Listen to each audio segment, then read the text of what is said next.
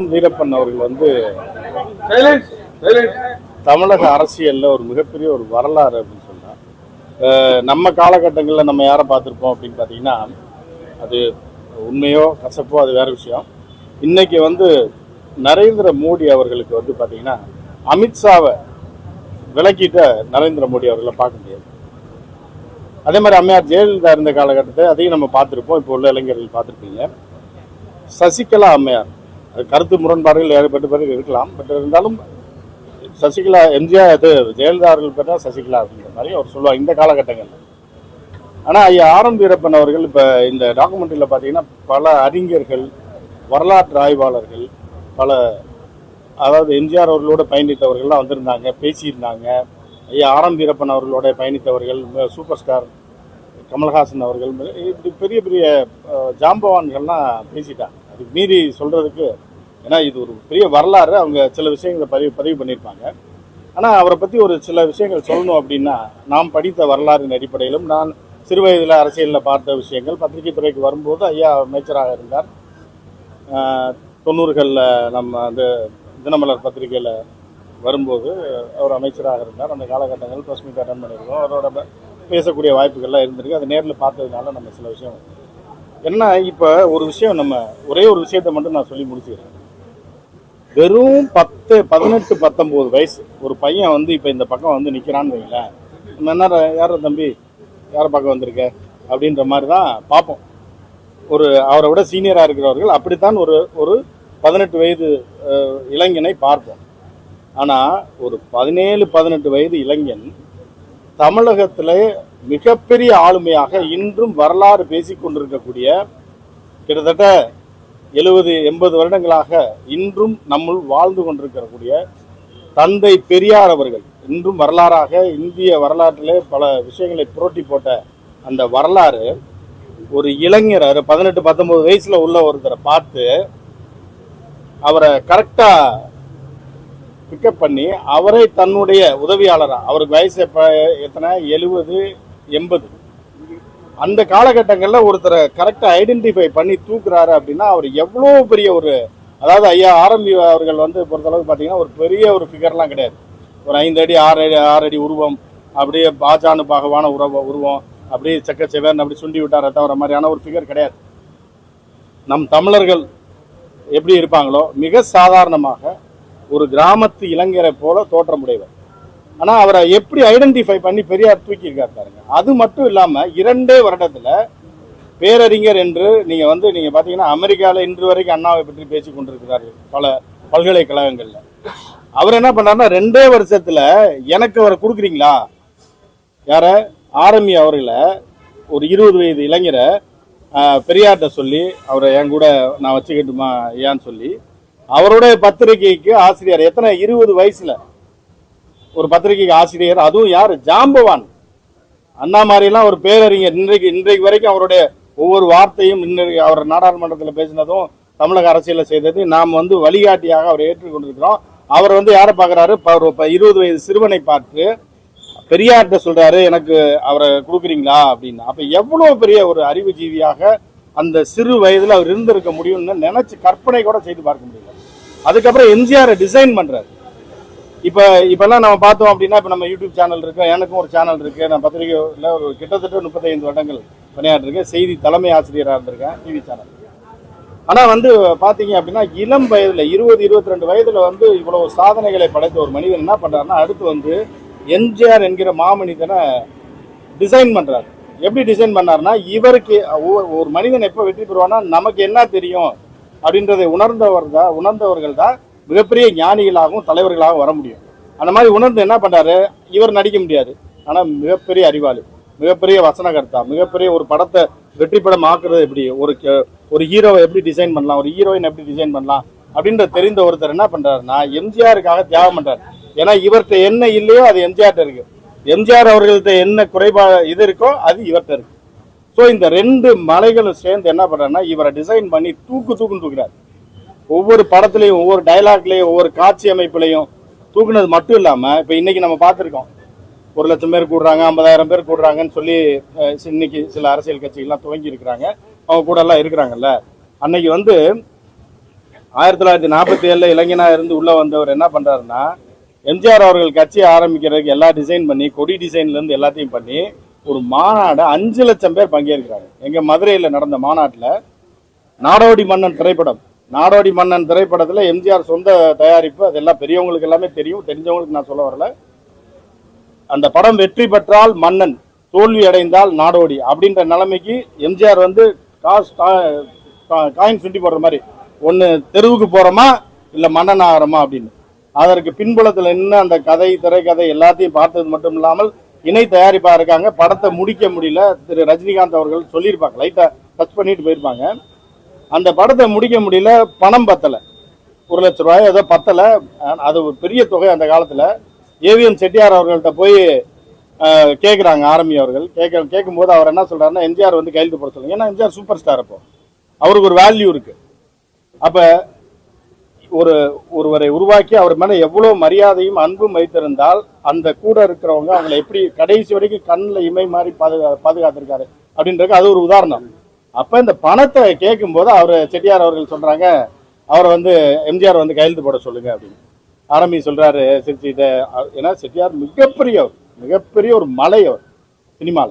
இந்த பக்கம் பார்த்தீங்கன்னா மிகப்பெரிய சூப்பர் ஸ்டார் எம்ஜிஆர் அவர்கள். ஆனா ஒரு இது இருக்கத்தானே செய்யும், ஒரு ஏதோ ஒன்று இருக்கத்தானே செய்யும். அவர் நேரம் வந்து கேட்க மாட்டாரா, பணம் கேட்கிறாரா, வரமாட்டாரா அப்படிங்கும் போது ஆரம்பி அவர்கள் சொல்றாரு சிரிச்சுட்டு, ஐயா இது வந்து அவர்கள் பதிவு செய்தது, அந்த தரப்பும் பதிவு செய்தது, இந்த தரப்பும் பதிவு செய்தது. என்ன சொல்லியிருக்காங்கன்னா, நான் வேணா கையெழுத்து போறேங்கும் போது ஆரம்பி வீரப்பன் அவர்கள் வந்து ஒரு துணை தயாரிப்பாளர், அந்த படத்துக்கு வந்து தயாரிப்பாளர். இருந்தாலும் அவருக்கு என்ன அவ்வளோ பணம் அவரை நம்பி இல்லாமல் எம்ஜிஆர்னா கால்ஷீட் வாங்கிக்கலாம் அப்படின்னு நினைச்சிருந்துருக்கலாம். அப்ப என்ன பண்றாருன்னா, இலங்கையோட ரைட்ஸை நாடோடி மன்னனுடைய, அப்போ வந்து இலங்கையில ஒரு மிகப்பெரிய ஒரு மார்க்கெட் இருந்தது. நாங்க சின்ன வயசுல பார்க்கும்போதும் ஒரு பெரிய மார்க்கெட் இருந்தது. அப்ப இலங்கையில ரைட்ஸை செட்டியார் அவர்களுக்கு எழுதி கொடுத்து எம்ஜிஆர் வந்து கையெழுத்து போட்டு கடன் வாங்க மாட்டாரு அப்படின்ற ஒரு நிலை. ஏன்னா அன்னைக்கு எம்ஜிஆர் அவர்களுக்கே அந்த நிலையா தான் இருந்திருக்கு பண விவகாரத்துல. அப்ப எழுதி கொடுத்து, இலங்கையோட ரைட்ஸ் எழுதி கொடுத்து அந்த படத்தை வெற்றி படமாக்கி சாதனையாக்கி காட்டியவர் யார் அப்படின்னா, இல்லைன்னா அன்னைக்கு எம்ஜிஆர் இல்லை அப்படின்ற மாதிரியான ஒரு நிலையில எம்ஜிஆர் அவர்களே சொல்லியிருக்கிறாங்க. ஜெயிச்சா மன்னன், தோத்தா நாடோடி, அவ்வளவுதான், அப்படி போயிட வேண்டியதான், ஏதாவது சைடு ரோல்ல நடிச்சுட்டு போக வேண்டியதான்ற ஒரு நிலையில. இது ஒரு சின்ன உதாரணம். அண்ணா அவர்கள் வந்து 19 வயது ஒரு இளைஞரை தேர்ந்தெடுக்க, 19 வயசுங்க. அப்ப அண்ணா தேர்ந்தெடுக்கிறப்ப, அண்ணா ஒரு பெரிய அறிவுஜீவி, அவர் தேர்ந்தெடுத்திருக்காரு. பெரியார் தேர்ந்தெடுத்து ஏன் கூட இருக்கணும்னு கடைசியா எம்ஜிஆர் அவர் எனக்கு தரீங்களா, அவரை தத்தெடுத்திருக்காங்க, அவர் அறிவை தத்தெடுத்திருக்காங்க, அவருடைய நாலேஜை தத்தெடுத்திருக்காங்க. அவரை நம்பியவர்களை அவர் கடைசி வரைக்கும் கைவிடவில்லை. எம்ஜிஆர் அவர்கள் கடைசி காலத்தில் இருந்தவரை, அவரோட அரசியல் ஊர்ல இல்லாத போதும் சரி, இந்த தமிழகத்தை மறைமுகமாக ஆட்சி செய்தவர். கடைசியில் ஒரு விஷயம், அது வந்து ஜாதி ரீதியை நான் பேசுறேன்னு நீங்க நினைக்காதீங்க. ஒரு சூழல் வருது, தமிழர்கள் ஆட்சி செய்து கொண்டிருக்கிறார்கள். ஒரு கட்டத்துக்கு மேல காமராஜர் அவர்கள், அண்ணா அவர்கள், கலைஞர் அவர்கள், இப்படி எல்லாம் தமிழர்களா ஆட்சி செஞ்சுட்டு இருக்காங்க. எம்ஜிஆர் தமிழர் இங்க இருந்தவர் தான், எல்லாம் போயிட்டு இருக்காங்க. அப்போ ஒரு லாபி நடக்குது. எம்ஜிஆர் அவர்கள் இறந்த பிறகு என்ன நடக்கிறான்னா, எப்பவுமே என்னோட சேனல் நான் சொல்லுவேன், அதோட உள்குத்த சொல்லுவேன் கட்டாயம். அந்த மாதிரி இதுல என்ன அப்படின்னு பாத்தீங்கன்னா, எம்ஜிஆர் அவர்களுக்கு பிறகு ஆர்.எம். வீரப்பன் அவர்கள் முதலமைச்சராக வருவதற்கு டெல்லியில எல்லா லாபியும் நடந்துகிட்டு இருக்கு. ஒரு சிலை திறப்பு விழா, அந்த போட்டோ கூட இப்ப கையில இல்ல. அந்த போட்டோ, அந்த சிலை திறப்பு விழாவுக்கு என்னன்னா, ஜனாதிபதி வருகிறார், அதுக்கு கீழே ஆர்.எம். வீரப்பன் பேர் தான் இருக்கு. அப்படிலாம் எல்லாம் ரெடி பண்ணிட்டாங்க, இவர் தான் முதலமைச்சர் அப்படின்னு. ஆனா ஒரு ஜாதி ரீதியிலான ஒரு பெரிய லாபி ஒர்க் அவுட் பண்ணி, இவர் வரக்கூடாது, இந்த குறிப்பிட்ட ஜாதியை, இதுதான் தமிழகம், நீ நல்லா தெரிஞ்சுக்கணும், அந்த இது எப்படி உடைக்கப்பட்டதுன்றதை நான் சொல்லி முடிச்சிடறேன். இந்த ஜாதியை சேர்ந்தவர்கள் வர வேண்டும் வந்து டெல்லியில் ஒரு லாபி பண்றாங்க. அப்படி வந்தவர் தான் அம்மையார், அவருடைய மனைவி. திடீர்னு மனமாற்றம் அடைந்து வர்றாங்க, அவங்களையும் பேக்ல இருந்து காப்பாத்துறாரு. அதுக்கு அடுத்து அம்மையார் ஜெயலலிதா வராங்க, அதே ஜாதியை சேர்ந்தவர். ஆனா அதுதான் தமிழகம். அம்மையார் ஜெயலலிதா அந்த ஜாதியினராக நடந்து கொள்ளவில்லை அப்படின்றது உங்களை எல்லாருக்குமே தெரியும். அவர் அதையும் உடைச்சு அவர் என்னென்னலாம் பண்ணார். ஏன்னா இது தமிழகம், இது திராவிட பூமி என்பதனால் ஆர்.எம். வீரப்பன் அவர்கள் என்ன நினைத்தார்களோ, அவர்கள் என்ன நினைச்சு 2 பேரை கொண்டாந்தாங்களோ, அவர்கள் 2 பேரும் அவர்களுக்கு எதிராகவே திரும்பியது ஒரு காலத்தின் கட்டாயமாக வந்தது அப்படின்னு பாக்குறீங்க. ஆர்.எம். வீரப்பன் என்கிற அந்த ஒரு லெஜண்ட், அவருடைய அந்த டாக்குமெண்ட்ரியில ஒரு மூத்த பத்திரிகையாளர் என்ற வகையில் என்னை மாதிரி நிறைய பத்திரிகையாளர்கள் இருக்காங்க தமிழ்நாட்டில். எனக்கு வாய்ப்பு அளித்ததுக்கு நன்றி தெரிவித்துக் கொள்கிறேன். நன்றி. என்னோட பேர் கண்ணன். நான் ஒரு விமர்சகன், முன்னாள் ஐநா அதிகாரி. ஆரம்பி ஒரு கிங் மேக்கர் என்ற இந்த ஆவணப்படம் காலத்தினுடைய கட்டாயம். இது அவர்கள் குடும்பத்தினர் அவருக்கு காட்டுகின்ற செய்கின்ற அஞ்சலி மட்டுமல்ல, தமிழர்களுக்கு வரலாற்றை ஆவணப்படுத்தும் பழக்கம் இல்லை. இது ஒரு நல்ல முயற்சி. அந்த வகையில் நாம் நம்முடைய வரலாற்றினை, நம்முடைய ஆளுமைகளை நாம் குறித்து வைப்பதில்லை.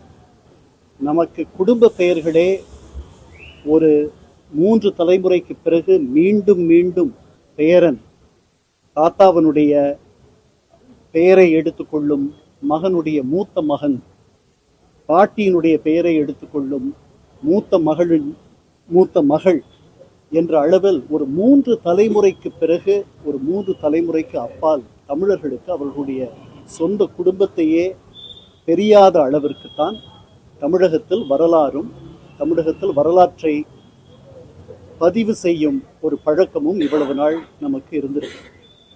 இன்று இந்த தொழில்நுட்ப புரட்சிக்கு பிறகு இத்தகைய முயற்சிகள் நிறைய வந்து கொண்டிருக்கின்றன. இதில் முதல் முயற்சி இந்த முயற்சி. ஆரம்பி அவர்களுடைய வெற்றி என்பது இந்த திராவிட இயக்கத்தினுடைய வெற்றி. பின்னணியற்றவர்களை முன்னணிக்கு கொண்டு வந்த, சமூக பின்னணியற்றவர்களை முன்னணிக்கு கொண்டு வந்த இயக்கம் இந்த திராவிட இயக்கம். அதில் மெத்த படிக்காமல், எனக்கு முன்னால் பேசிய உமாவதி சொன்னது போல், மிகுந்த கவர்ச்சிக்குரிய ஒரு நாயக தோற்றத்தையும் வைத்திராமல் இருந்த ஆரம்பி என்ற அந்த குள்ள மனிதர் பல ஆளுமைகளின் உள்ளத்தை போய் குடிகொண்டார். அவர்களை செதுக்கும் சிற்பியாக அவர் உயர்ந்தார். அவருடைய விடா முயற்சி, அவருடைய விடா உழைப்பு, அவருடைய சமயோசிதம், அவருடைய அறிவு நுட்பம், இவை அவரை அந்த உயரத்திற்கு அழைத்து சென்றது. அவருடைய படங்களில் அவர் சொல்லுகின்ற கருத்துக்களும், நாயகனை அவர் உயர்த்திய விதமும் வெகு சிலர் மட்டுமே செய்யக்கூடியது. அண்ணா என்ற ஒரு மனிதரால் எம்ஜிஆர் இடத்தில் வந்து சேரும் அவர் அண்ணாவுக்கு மிகப்பெரிய அஞ்சலியை செலுத்தக்கூடிய ஒரு பாடலை தன்னுடைய படத்தில் வைத்தார். மணிப்பயல் என்ற படத்தில், காஞ்சியிலே ஒரு புத்தன் பிறந்தான், அவன் கருணையினால் எங்கள் நெஞ்சம் நிறைந்தான், அண்ணாவென்ற பெயரில் அழைக்கப்பட்டான், 1000 தலைமுறை தழைக்க வந்தான் என்ற புலமைப்புத்தனுடைய வரிகளை வைத்து அண்ணாவுக்கு சாகா வரம் பெற்ற ஒரு பெயரை, அமரத்துவம் பெறக்கூடிய ஒரு இடத்தை தன்னுடைய படங்களில் அவர் பொறித்தார். இந்த எளியவர்களுடைய வாழ்க்கை, எளியவர்கள் ஏற்றம் பெறலாம், அவர்கள் உழைப்பதற்கு தயாராக இருந்தால், அவர்கள் ஒரு பேராவல், அம்பிஷன் என்று ஆங்கிலத்தில் சொல்லுவோமே, அந்த அம்பிஷன் இருக்கக்கூடிய எல்லா இளைஞர்களும் அவர் எட்டிய உயரத்தை எட்ட முடியும் என்பதற்கு இந்த ஆவணப்படம் ஒரு நல்ல சாட்சி. இது அவருடைய குடும்பத்தார் அவருக்கு செய்யும் அஞ்சலி மட்டுமல்ல, தமிழகமே அவரை போன்ற ஒரு ஆளுமையை போற்ற வேண்டிய போற்றுவதற்கு ஒரு தொடக்க விழாவாக இந்த ஆவணப்படம் அமையும் என்று நான் கருதுகிறேன். ரொம்ப ரொம்ப மகிழ்ச்சியாக இருக்குது. அதாவது என்னென்னா, அடுத்து வரும் தலைமுறைகள் ஆரம்பி அப்படிங்கிற அந்த மகத்தான மனிதரை பற்றி தெரிந்து கொள்வதற்கான ஒரு மிகப்பெரிய ஆவணப்படம். இன்னும் சொல்லப்போனால் எம்ஜிஆர் என்ற அந்த 3 எழுத்திற்கு பின்னால் இருந்த அந்த 3 எழுத்து மந்திரம் ஆரம்பிங்கிறது ஒரு தெளிவாக இந்த ஆவணப்படத்திலேருந்து தெரிய வருது. இதில் கூறிய அத்தனை விஷயங்களும் வியக்க வச்ச ஒரு தருணம் அது. உண்மையிலே இந்த ஆவணப்படம் மூலியமாக அவருடைய நூற்றாண்டில் இன்னைக்கு இருக்கக்கூடிய மக்கள் அவரை பற்றி தெரிந்து கொள்ள வேண்டும். அவர் போல ஒரு மனிதர் இருக்க வேண்டும், ஒரு நல்ல தலைமையை உருவாக்க, அப்படிங்கிறதான் நம்ம தெரிஞ்சுக்க வேண்டிய ஒரு விஷயம். ரொம்ப மகிழ்ச்சியாக இருக்குது இந்த ஆவணப்படம் பார்க்கும்பொழுது. இதில் பேசியவர்கள் அத்தனை பேரும் வெவ்வேறு கட்சியை சேர்ந்தவர்களாக இருந்தாலும் இன்று அத்தனை பேரும், மதிப்பிற்குரிய நமது முதல்வர் அவர்கள் பேசியது உட்பட அனைவரும் அவரை பற்றி சொல்லும் பொழுது அவரின் மதிப்பு உயர்ந்து வருகிறது. இப்ப இருக்கக்கூடிய காலகட்டங்களில் இப்ப இருக்கக்கூடிய மாணவர்களுக்கு இவர் ஒரு மிகப்பெரிய எடுத்துக்காட்டாக, அரசியலுக்கு அரசியல் எப்படி நடத்த வேண்டும், எப்படி வழி நடத்த வேண்டும், எப்படி மக்களை சந்திக்க வேண்டும், எப்படி நல்ல திட்டங்களை உருவாக்க வேண்டும் என்பதற்கு ஒரு பெரிய எடுத்துக்காட்டாக இருப்பார் ஆரம்பி ஐயா. அவரை பற்றிய இந்த ஆவணப்படம் மிகச் சிறப்பான படம். இது மக்களை சென்றடைய வேண்டும். அதற்கு பத்திரிகையாளர்கள் துணை புரிய வேண்டும். நன்றி. பல இடங்கள்ல ஆரம்பி ஐயா ஒரு மாபெரும் அறிஞர். அது எங்களுக்கு தெரியும். நாங்கள் தாய் பத்திரிகையிலேருந்து வேலை பார்க்கறதுலேருந்து எங்களுக்கு அவர் நட்பு உண்டு. ஜெயலலிதாவையே மீண்டும் எம்ஜிஆரோட சேர்த்து வைப்பது ஆரம்பி ஐயா தான். எம்ஜிஆர் குறித்து அவர் தான் இப்படி பல கருத்துக்கள் இதுல சொல்லும்போது முரண்பாடான கருத்துக்கள் வருது.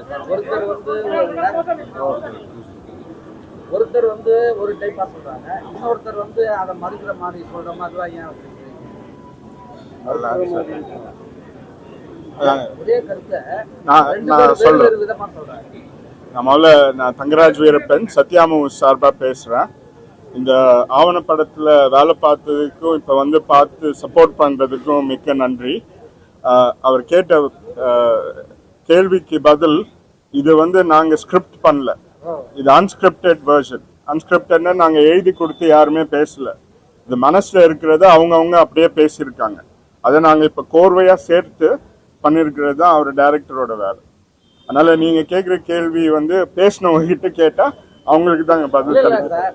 எங்களோட நோக்கம் இதை சொல்லிடுறேன். அவர்களுக்கு தெரியாது, நீங்க பேசுறது எனக்கு தெரியாதுல்ல, அது எடிட்டிங் வரும்போது தானே தெரியும். அதாங்க நீங்க கேட்குற கேள்விக்கு பதில் அவங்க பேசுறதாங்க நம்ம போட முடியும். இல்ல சார், நீங்க கேட்குற கேள்விக்கு பதில் சொல்றேங்க. ஸ்கிரிப்டடா இருந்தா அந்த மாதிரி பண்ண முடியும். இது ஸ்கிரிப்டட் இல்ல, அவங்கவுங்க மனசுல எப்படி ஃபீல் பண்ணி பேசுறாங்களோ அதை அப்படியே வச்சிருக்கோம். அப்புறம் ஆரம்பி ஐயாவுடைய பேச்சுகள்லாம் ரொம்ப ஆழமானது. அந்த பேச்செல்லாம் இந்த ஆவணப்படத்துல அவங்க பேசுறது நிறைய போடலையே. அதாங்க இதே 30 மணி நேரம் எடுத்தத 2 மணி நேரத்துக்கு சுருக்கி இருக்கும். இதோட நிக்காது. இது ஃபர்ஸ்ட் ஸ்டெப். ஐயா பத்தி பேசணும்னா ஒரு சரத்குமார் சொன்ன மாதிரி 1 வருஷம் வரைக்கும் பேசலாம். அது எப்படி வெளிப்படுத்தணும்ன்றது இனிமே தான் முடிவு பண்ணணும். அதாவது டெலிவிஷன் மூலியமா இல்ல ஓடிடி மூலியமா 1/2 மணி நேரம் சீரீஸ் மாதிரி பண்றதுக்கு ஆன கான்டென்ட் இருக்கு எங்ககிட்ட. இது முதல் ஸ்டெப். இது என்ன சார், இது ஒரு ஃபிலிம் மாதிரி ரிலீஸ் பண்றீங்களா? ஆமாங்க, இது ஜனவரியில ரிலீஸ் பண்றதுக்கு பிளான் பண்றோம். 2 hours 2.5 hours 1 hour 58 minutes. ஆமாங்க, பார்த்துட்டு இருக்கோம். சார் அப்புறம் ஐயா பகுத்தறிவுவாதிங்கிறது நல்லா திருமந்திரம் அதெல்லாம் பேசுறாரு. அவரும் கவியரசு கண்ணதாசன் மாதிரி பகுத்தறிவு ஆன்மீகத்திலையும் கலந்து ஆமாங்க, வலியுறுத்தி சொன்ன மாதிரி தெரியுது. அதாங்க நாங்க பகுத்தறிவு மட்டும் ஃபோக்கஸ் பண்ணிருக்கீங்க. பெரியார் அண்ணா பண்ணோம், ஆன்மீகவாதிங்கிறது தெரியல. அது ஓகே, பட் அவங்க 2 மடாதிபதிங்க பேசியிருக்காங்க. அவங்க வேற எனக்கு தெரிஞ்சு ஆரம்பி ஐயா தான் பெரியாரோடவும் நெருக்கமா இருந்தவர், காஞ்சி பெரியவரோடவும் நெருக்கமா இருந்தவர். எனக்கு தெரிஞ்ச உலகத்துல வேற யாரும் இருந்த மாதிரி தெரியல. திராவிட அறநிலையத்துறை அமைச்சரா நிறைய பேர் இருந்திருக்காங்க. காஞ்சி பெரியவரே யாரையும் கூப்பிட்டு அவர் கூட குளத்துல குளிக்கிறதுக்கு சொல்லல.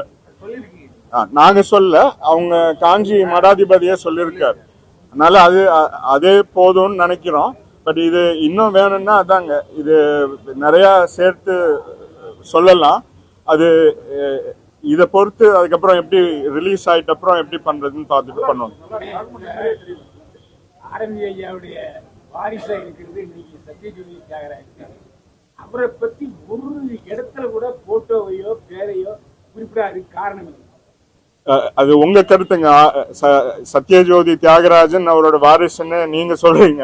இன்னைக்கு சத்யஜோதி தியாகராஜன் தான் படம் எடுத்துக்கிட்டு இருக்காரு, சீரியல் எடுத்துக்கிட்டு இருக்காரு. ஆமா, அதனால அவர் வாரிசு ஆயிட முடியுமா? சரி, இருக்கட்டும். அவர் மருமகன் தானே? ஆமாங்க, மருமகன் தானே. ஆமா. அவரை பத்தி ஒரு லைன் கூட இல்ல, ஒரு போட்டோ இல்ல. இருக்கே, கடைசியில நீங்க உட்கார்ந்து பாத்துட்டு இருந்தீங்கன்னா வந்திருக்குங்க. ஃபேமிலி போட்டோல இருக்காரு. ஃபேமிலி போட்டோல இருக்காரு. சார், நான் 1972ல என்னைக்கு திருப்பரங்குன்றத்துல பேசினாரோ, அதே லாய்ட்ஸ் ரோட்ல பேசினாரோ கூட இருந்தேன். அப்ப ஆரம்பி அவர் இல்லை, 2 கூட்டத்திலையும் இல்லை. அதே மாதிரி வடவழியில கட்சி ஆரம்பிச்ச பிறகு எம்ஜிஆர் இதே வடபள்ளியில இடையில பேசினார். அப்போ நான் அண்ணா பத்திரிகையில தென்னம்பதியில நிருபர் இருக்கேன். அப்பவும் ஆரம்பிய கலந்துக்கல. கிட்டத்தட்ட 17 நாளுக்கு அப்புறம் தான் அவர் வந்து கட்சி வச்சிருந்தார். அது உங்களுக்கு தெரியுமா? நீங்க சொல்றது உண்மை இல்லைங்க. அது இப்ப வந்து பேசி தேவையில்லை. அங்க இருந்தவங்க சைதை துரைசாமி மாதிரி ஆளுங்க கிட்ட கேட்டு ரொம்ப லேட்டா வந்தார் சார். சரி. 72 கூட இருக்குங்கிறாங்க. சைதை துரைசாமி, ஏசி சண்முகம், ஜெகத் எல்லாம் வந்து ஆரம்பி ஐயாவுடைய சிஷியர்கள். நான் உங்க அதெல்லாம் இல்லைங்க. இது எங்க முதல் மீட்டிங் நடந்ததுன்னு தெரியுமா? இது முதல் அதிமுக பத்திய மீட்டிங் எங்க நடந்ததுன்னு சொல்லுங்க. இல்ல, நான் இருந்த அதிமுக பத்திய முதல் மீட்டிங் எங்க நடந்தது? இல்ல, அதிமுக பிரிஞ்சதுக்கு காரணமான meeting Thiruparankundram meeting, Lloyds road meeting. அந்த 2 மீட்டிங் அவர் வரலங்கிறத நான் சொல்றேன். சரி. பதிவு பண்ணுறேன். அவ்வளவுதான். படம் இருக்கு சத்யாமூர்த்தி. ரீரிலீஸ் பண்ணுவீங்க சார்? நிறைய பெரிய பெரிய வெற்றி படங்கள். ஆமாங்க. என்னென்ன படம் பண்ணுறீங்க? இப்ப பாஷா ரீரிலீஸ் பண்ணோம் கூலிக்கு முன்னாடி. இப்ப இதே கனி ஓடிட்டு இருக்கு. 200 நாள் முடிய போது. அதுவும் ஒரு விழாவா வரும். நாளைக்கு காவல்காரனோட ட்ரெய்லர் ரிலீஸ் பண்றாங்க. அதுவும் அடுத்த வருஷம் வருங்க. அதே மாதிரி 3 முகம் எங்க படம் எல்லாமே டிஜிட்டலா ரீமாஸ்டர் பண்ணியிருக்கோம். ஒன்னா அது மார்க்கெட்டை பொறுத்து எப்படி இருக்கோ வருங்க. ரஜினி சார் எப்பவுமே வந்து யாருக்கும் வார்த்தை விட மாட்டாரு, வார்த்தை கொடுக்க மாட்டாரு. ஆனா சத்யஜித் மட்டும் வார்த்தை கொடுத்துருக்காரு. என்ன கொடுத்துருக்காருன்னா அடுத்த பாஷா 2 எடுக்கலாம் அப்படின்னு சொல்லியிருக்காரு. சத்யா மூவ்ஸ் வந்து பாஷா எடுக்கலாம்னு சொல்லியிருக்காரு. அவங்க டேடியை வந்து வேண்டாம், வேற ஸ்டோரி போலான்னு இருக்காரு. ஒருவேளை உங்களுக்கு எடுக்க பிளான் இருக்குமா? என்ன பண்றது? அது விரைவில் அனௌன்ஸ் பண்றேங்க. டெஃபினட்டா ரஜினி சாரோட வச்சு பண்ணுன்றது என்னோட தனிப்பட்ட விருப்பம். சத்யா மூவ்ஸ் அவரோட 6 படம் பண்ணியிருக்கோம். அதனால எங்க ஃபார்முலா செட் ஆயிடுச்சு. அவருக்கு ஏற்ற கதை ஒர்க் பண்ணிட்டு இருக்கோம். அது ஐயா போன வருஷம் காலமானனால மார்னிங் பீரியட்ல இருந்தோம். எதுவுமே பண்ண வேண்டாம். இந்த டாக்குமெண்ட்ரி தான் எங்க ஃபோக்கஸ்.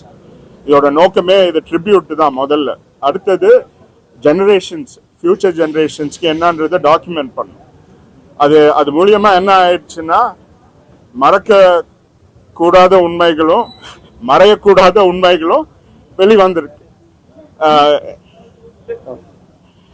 பட் நீங்க கேட்ட கேள்விக்கு இது இப்ப முடிஞ்சிருச்சு. இதை சக்சஸ்ஃபுல்லா ரிலீஸ் பண்ணி மக்கள் இடத்துல போய் சேர்க்கிறதா எங்களோட நோக்கம். அதுக்கு அடுத்து டெஃபினட்டா சத்யா மூவ்ஸ்ல ஏதாவது ஒரு நல்ல ப்ராஜெக்ட் பண்றதுக்கு நான் என்னோட முயற்சி பண்ணிட்டு இருக்கேன். இந்த மூவி வந்து அவருடைய பயோகிராஃபி டாக்குமெண்ட்ரி மாதிரி தான் பேசுறாங்க. எல்லாம் வந்து பத்தி சொல்றாங்க. ஆனா பயோகிராஃபின்னும் போது இப்போ அம்மாவுடைய இதை எடுக்கும்போது அவங்க மாதிரி ஒரு கங்கனா ராவத் அந்த பயோபிக் அந்த மாதிரி கொண்டு வரதுக்கான வாய்ப்பு இருக்கா? அதுக்கு கிங் மேக்கர் டைட்டில் வைப்பீங்களா? இல்ல, அதுக்கு வாய்ப்பு இருக்குங்க.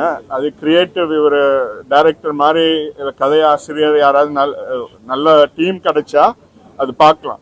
இது எங்க நோக்கம் அகைன் இது கமர்ஷியலுக்காக பண்ணல இல்லையா, இது ட்ரிபியூட்டுக்காக. ஐயா பேரை மறையக்கூடாது, உண்மை தெரியணும், ஃபியூச்சர் ஜெனரேஷன்ஸ்க்கு தெரியணும், ஹிஸ்டாரிக்கல் அக்யூரசி. அதனால தான் நாங்கள் இது எதுவுமே எழுதி கொடுத்து யாருமே பேசல. இது அவங்களா பேசினது. இத்தனை பேர் பேசினதே பெரிய விஷயம்.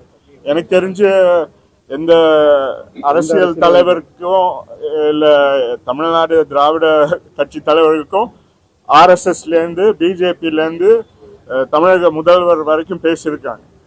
அதனால அதே பெரிய விஷயம். அதை கேப்சர் பண்ணி வெளியில கொண்டு வர்றதா எங்களோட நோக்கம். இந்த வீடியோ ஷூட் ஆனது ரொம்பவே யூனிக்கா இருந்துச்சு. மற்ற டாக்குமெண்ட்ரிக்கும் இந்த டாக்குமெண்ட்ரிக்கு அந்த டோனா இருக்கட்டும், அந்த ஸ்கின் டோன்ல இருந்து ஆரம்பிச்சு அந்த கேமரா ஆங்கிள் இருந்துச்சு, அவ்வளவு சூப்பரா இருந்துச்சு. அந்த டெக்னிக்கல் பார்ட்ஸ் பற்றி சொன்ன எவ்வளவு நாள் டியூரேஷன் இருந்துச்சு சார்? இது ரொம்ப கடினப்பட்டு எடுத்தாங்க. இது எப்படி எடுத்தோன்றத உங்களால சொல்ல முடியல. அதுதான் தெரிஞ்சது. இது எங்க ஸ்டூடியோலயும் எடுத்தது. ஒரு டைரக்டரை கொஞ்சம் எக்ஸ்பிளைன் பண்ண சொல்றேன். மோஸ்ட் ஆஃப் தி ஷூட்டும் பக்கத்துல வாங்க. மோஸ்ட் ஆஃப் தி ஷூட்டும் ஃபேரோட ஸ்டுடியோவில் தான் நடந்தது. இது வந்து நாங்கள் இதுக்குன்னு ஒரு இன்ஃபினிட்டி வால் ஒன்று சவுண்டா பேசுறதா கேமரா ரொம்ப சைக்ளோராமா இன்ஃபினிட்டி வால் ஒன்று இதுக்காகவே அந்த ஸ்டுடியோ கட்டி அந்த மாதிரி தான். அது வந்து டீட்டெயில் அப்புறம் சொல்கிறேன் டெக்னிக்கல் சைடில். பட் இதுல நிறைய advanced technology and technicians work பண்ணியிருக்காங்க. அது இப்போ ரிவீல் பண்ணலாமேன்னு பார்க்குறோம். அது மெதுவா சொல்றேன். மேக்கிங் வாஸ் குட், எல்லாமே நல்லா தான் இருந்துச்சு. ஆனா சிலர்லாம் பேசும்போது டெலிபிராம்டர் பார்த்து பேசும்போது நிறைய தெரியுது. அந்த டெலிபிராம்டிங் எல்லாம் ஏன்னா முன்னால ஸ்கிரீனை பார்த்து பேசுற மாதிரியே அப்படியெல்லாம் நிறைய ஒண்ணும் பேர் அப்படி யாருமே தமிழிசை தங்கபாண்டியன்லாம் நல்லா பேசக்கூடியவங்க. அவங்க தான் பார்த்தா கூட அந்த ஐ மூவ்மெண்ட் அப்புறம் ஒருத்தர் கண்ணு சிமிட்டி சிமிட்டி பார்க்க அது அவங்களுக்கு ஒரு கேமரா ஃபியர் இருக்கும் சார். என்ன சொன்னாலும் அவங்க எல்லாம் ப்ரொஃபஷனல் ஆர்டிஸ்ட் கிடையாது. நீங்க இல்லைங்க, சினிமா அது- பார்த்தவங்கள ஜட்ஜ் பண்ண I'll answer the question. இல்ல யாருமே ஸ்கிரிப்டே கொடுக்கலைங்க. அவங்க எங்க ஸ்டூடியோக்கு வந்து உட்கார வச்சு அவங்க என்ன பேசுறாங்களோ, அவங்க டியூரேஷனுக்கு எவ்வளவு பேசுறாங்களோ அதுதான் ரெக்கார்ட் பண்ணோம். அதனால இது ஸ்கிரிப்ட் எழுதி அவங்க படிச்சு எல்லாரையும் சொல்லு, ஒருத்தர் ரெண்டு பேரும் யாருமே இல்லைங்க. சிஎம் சார் ஆர்எம்பி சார் வந்து எவ்வளவு பெருமையா பேசினாரு, பிறந்த நாளுக்குலாம் நிறைய பேசினாரு. சென்னையில வந்து எஸ்பிபி சாருக்கு வந்து ஒரு பேர் வச்சிருக்காங்க, விவேக் வச்சிருக்காங்க. நீங்க நாளைக்கே ஒரு கோரிக்கை வச்சீங்கன்னா சொல்லூர் கோட்டத்திலே ஒரு பெரிய ஆர்எம்பி சாலையும் சொல்லி எல்லாரும் வைக்கலாம். ஏதாவது ஐடியா இருக்கா? வரலாற்றுல நாளைக்கு நாள் நினைச்சிருக்கேன். டெஃபினட்டாங்க. அது இந்நேரம் நாங்க கேட்டிருப்போன்றது உங்களுக்கு புரிஞ்சிருக்கும்னு நினைக்கிறேன். அது பார்க்கலாம். தமிழக முதல்வர் கொஞ்சம் இதுல முயற்சி எடுத்து பண்ணுவாருன்னு நம்புறோம்.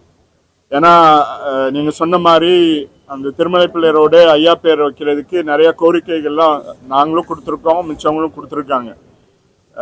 அது போக அறநிலையத்துறைக்கு ஐயா நிறைய பண்ணியிருக்கிறதுக்கு ஒரு கவர்மெண்ட் பில்டிங் கூட பேர் வைக்கலாம். பேராசிரியருக்கு எப்படி பண்ணாங்களோ அதே மாதிரி ஐயாவுக்கு மரியாதை செலுத்தலாம். அது பார்க்கலாம், அவங்க கவர்மெண்ட் எப்போ முடிவெடுத்து பண்றாங்களோ. கோரிக்கை வச்சிருக்கோம், நடந்தா எல்லாருக்குமே நல்லது. உங்களுடைய அந்த உங்களுடைய அந்த ஆரம்பியரப்பனுடைய வீடு கலவார என்எஸ்கேனுடைய வீடு அதை நீங்கள் வாங்கியிருக்கீங்க. அந்த பேரால தான் அந்த என்எஸ்கேன்றது சாலைன்னு ஆற்காடு சாலை. ஸோ நீங்கள் இருக்கக்கூடிய அந்த தெருவுக்கு வந்து அந்த பேர் வைக்கும்போது ஒரு மொத்தமாக இப்போ நாங்கள் இருக்கிற பேர் வந்து திருமலை பிள்ளை ரோடுங்க. திருமலை பிள்ளை ரோடு வந்து ஜஸ்டிஸ் பார்ட்டியில் யாரோ இருந்த ஒரு பேர். நீங்க சொல்ற இது தெரியல. எங்க ப்ரீவியஸ் ஓனர் யாரா இருந்தா எங்க வீடு நாங்க 40 வருஷமா அங்கேதான் இருக்கோம். 50 வருஷமா. நான் ஆக்சுவலா அங்கேதான் பிறந்தேன். அங்கேருந்து தான் கவர்மெண்ட் வேலை நிறைய நடந்திருக்கு. டெக்னிக்கலா அது சிஎம் வீடு மாதிரி தான். ஏன்னா அங்கேருந்து புரட்சி தலைவர் அமெரிக்கால இருந்தபோது தமிழ்நாடு கவர்மெண்ட் ஃபங்க்ஷன் பண்ணது அங்கேருந்து தான். அந்த தெருவில் தான் வந்து காமராஜருடைய வீடு. காமராஜர் வீட நினைவு இல்லமா மாத்தினதே ஐயா தான். அது புரட்சி தலைவர் ஆட்சியில் அவர் இன்ஸ்ட்ரக்ட் பண்ணி ஐயா தான் அதை எக்ஸிக்யூட் பண்ணாங்க. அதனால அவர் ஐயா பேர் அங்க இருக்கும், காமராஜர் நினைவு இல்லத்துல கல்வெட்டு. எம்ஜிஆர் கழகம்னு கட்சி ஆரம்பிச்சு அதுல இருந்த ஜெகதரட்சணை வந்து திமுக எம்பி. கட்சியினுடைய நிலைப்பாடு என்ன, எப்படி என்ன பண்ணுவீங்களா, அது என்ன நிலைப்பாடு? இப்போதைக்கு எங்க பொதுச் செயலாளர் பேசினார் இல்லைங்க, அவர்கிட்ட தான் கேட்கணும். என்னோட விருப்பம் அது இருக்கணும்ன்றது தான். ஏன்னா அந்த மாதிரி கட்சிங்க இருந்தாதான் நல்லது.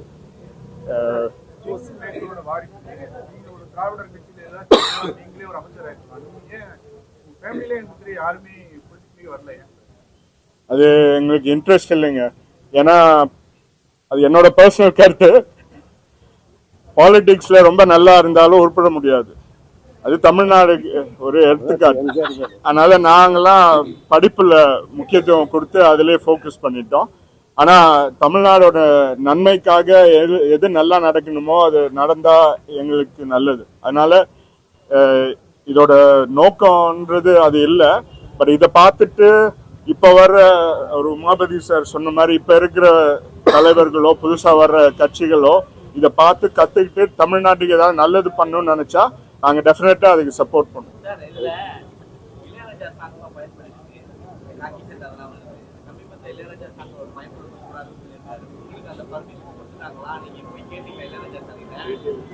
நாங்க தாங்க ப்ரொடியூசர். அந்த ரைட்ஸ் எல்லாம் எங்க கிட்ட தான் இருக்கு. நாங்களும் அவரோட சேர்ந்து கேஸ் போட்டிருக்கணும். நாங்க வேற பிஸியா இருந்தனால அதை பார்க்கல. அது எனிவே அது ஒரு பெரிய குவெஸ்டின் மார்க் இருக்கு. அது வந்து அப்புறம் அது பாம்பே ஹைகோர்ட்ல முடிவு போயிட்டு இருக்கு. அதனால எனிவே உங்க குவெஸ்டினுக்கு ஆன்சர் இதெல்லாம் எங்க ரைட்ஸ். தேங்க்யூ.